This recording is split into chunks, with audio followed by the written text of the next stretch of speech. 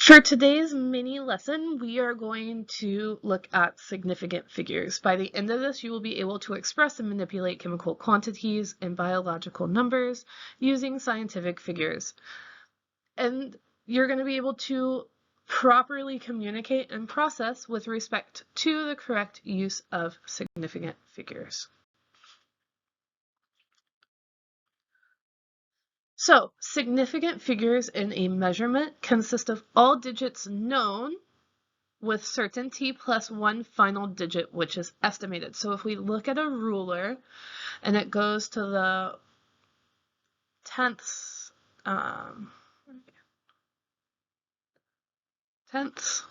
place, then we want to estimate with certainty in the hundredths place. So one extra digit. So there are 4 rules for significant figures.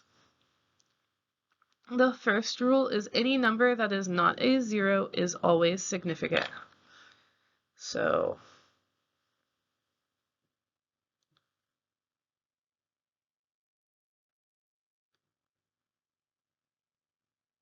right, I've got 3 sig figs.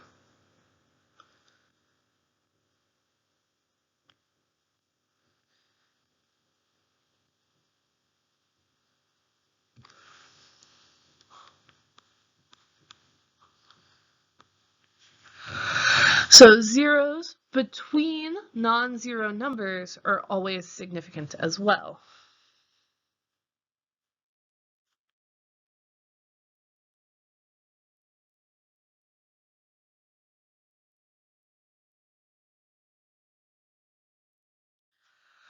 And then zeros at the end of numbers are only significant if a decimal place is present.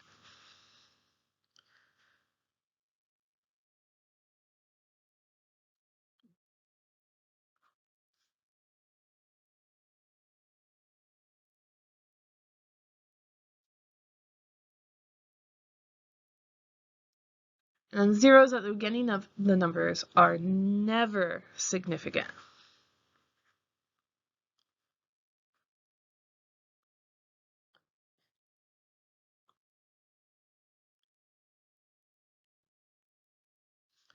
So, as you can see here,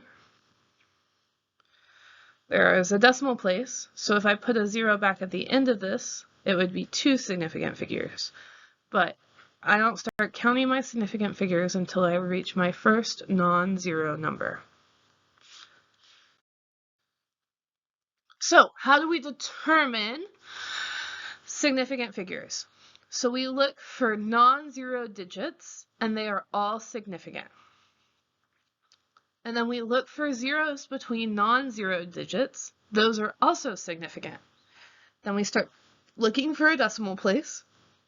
If there is no decimal places, you have calculated the total number of sig figs. If there is a decimal place, we count all zeros to the right of the last non-zero number. Those are significant. So let's do a couple of practice problems. All right. So I want you to take a second and identify the number of significant figures in these numbers.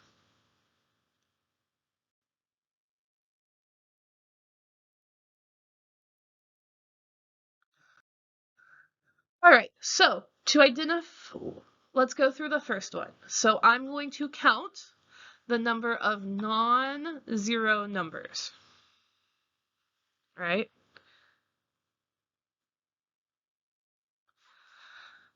Cool. Do I have any zeros between non-zero numbers? No. Do I have a decimal place? No. So I have calculated the total number of significant figures. I have 4.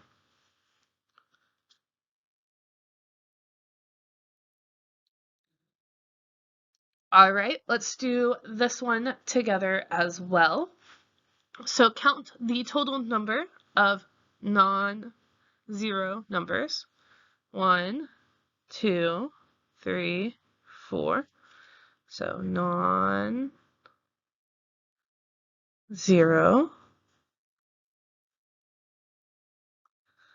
Then count the zeros between non-zero numbers. 1.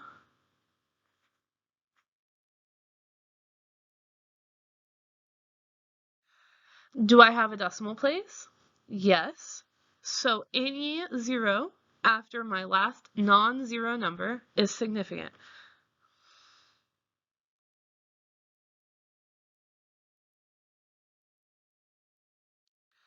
I can add them all together or count all my underlines, and I have 6 sig figs. So I'm going to give you another couple of seconds to answer this problem. I want to know how many significant figures are in each one of these numbers.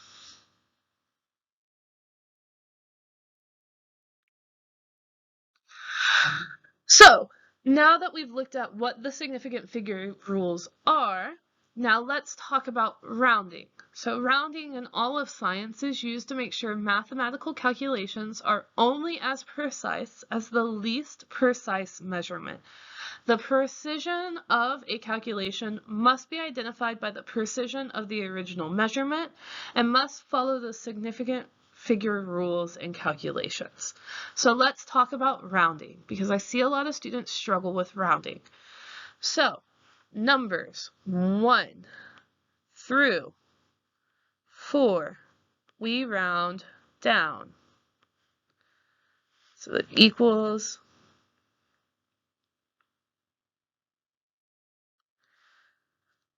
then 5 through 9, we round up.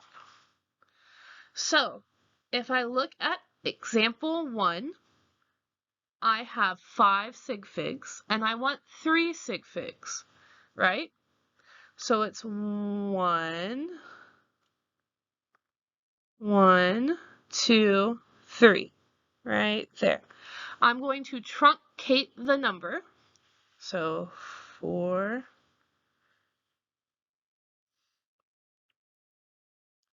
going to truncate the number here, and I'm going to look at the number right of my line. That number is higher than 5, so I'm going to round up.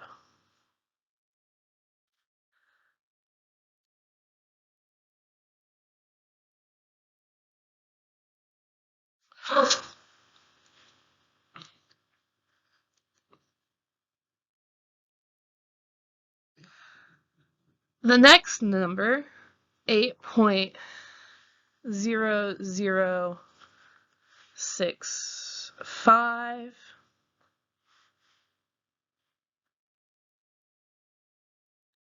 I want 2 significant figures, so I'm going to draw my line at 2 significant figures. Look to the number to the right. It is a 0, so I'm rounding down.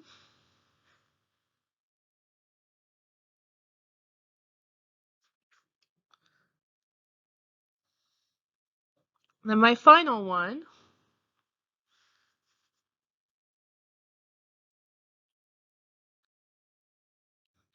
I have 0.0562. I want 2 significant figures, so I'm going to draw my line here. This number is less than 5, so I'm going to round down. My final answer will be 0.056.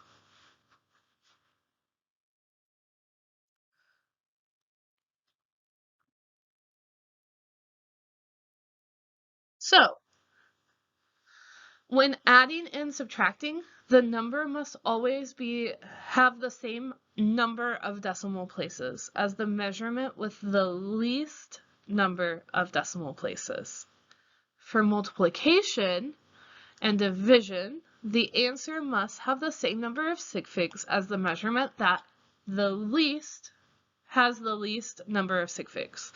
And then when we get into conversion factors, it does not matter. You always look at the number or the measurement you originally started with. Conversion factors are equal to 1, so they are not used when determining significant figures.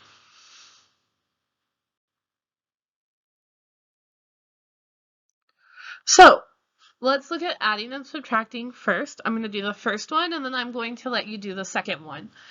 So 6.21 plus 1.0009. So my answer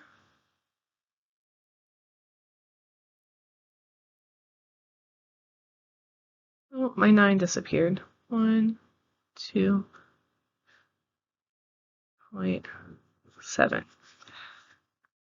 is my raw answer before I do sig figs. Now I'm going to calculate the sig fig or the decimals. I have 3 or 2, I can't count. 2, and I have 1, 2, 3, 4 spots behind the decimal place. My answer only needs 2 behind the decimal.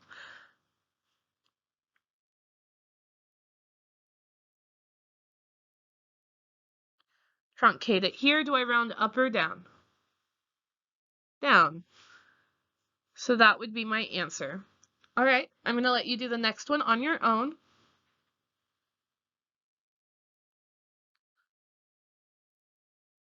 All right, let's do some practice with multiplication and division. So 8.68 times 4.3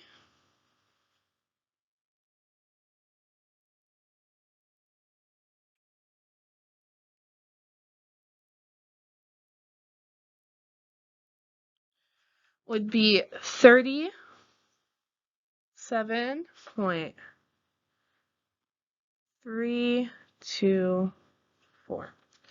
Now I'm going to count my sig figs for this one. This has 3 sig figs, and this has 2. So my final answer is going to require 2 sig figs. 1, 2. I look at this number. Do I round up or down? Down. My final answer is 37. Right, I'll let you do the next one on your own. All right, so the final one, we see them combined, and we're going to follow the rule of PEMDAS.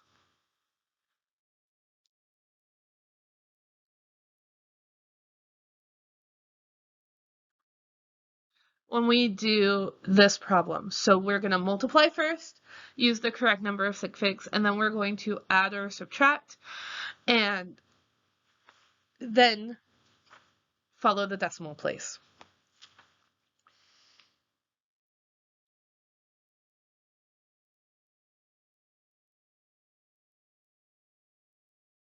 So here I get 82.15671722. I have 1, 2, 3, 4, 5, 6. Here I have 1, 2, 3, 4. So I'm going to have 4 sig figs. 82.156 is 6 up or down. It's up. And then I'm going to add 12.1.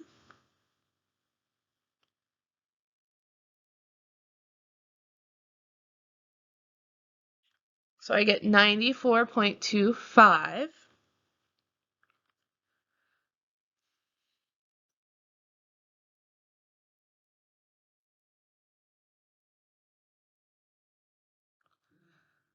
And I only need 1 behind the decimal place. So I round up again. So it would be 90.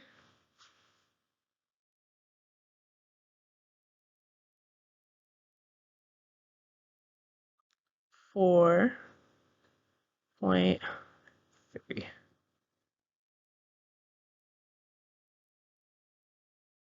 be my answer.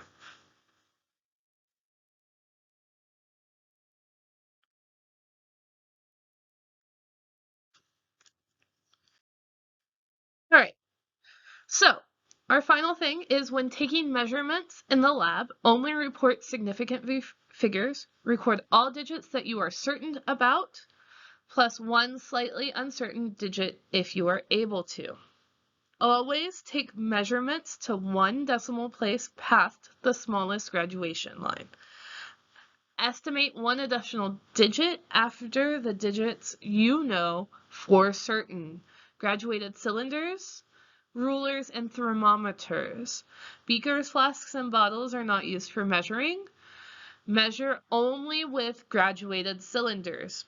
When using an electrical balance, record the entire number on the screen. Follow the same procedure for any digital measuring device. They give you that one extra uncertain number. You do not have to guess. There's no way to guess. All right, I'll